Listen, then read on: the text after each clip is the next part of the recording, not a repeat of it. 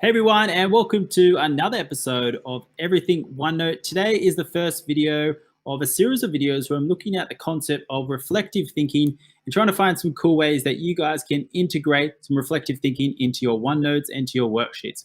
The first one I'm going to talk about today is 4C's: connect, challenge, concept, and change. Now, before I get into it, the 4C's is not something I've invented or created. I've done my own research and found some cool websites with some really good resources on reflective thinking, and I will make reference to those in my OneNote pages. So when you want to use this, accessing our Everything OneNote, you can copy that straight into one of your OneNotes. But if you want more information, I've linked the resource there below.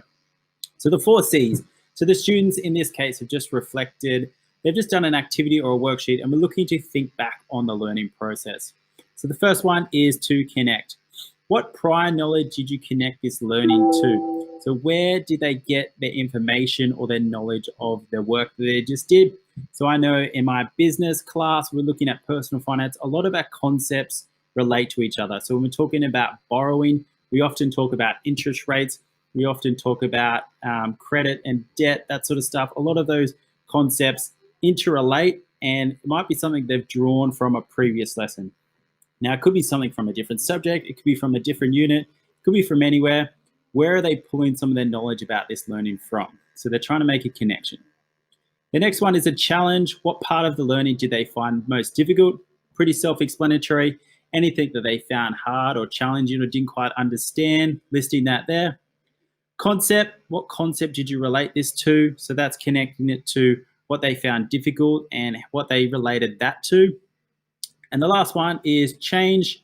What would you change about the way you approach this task? If they were to think back on if they were to do this task again or the next time or this learning again, is there anything they would do differently? Because a lot of times when we do an activity or a worksheet, the kids just sort of finish, clock off, walk away, and they don't really think back on where they started, where they come from, and they made any connections between their learning.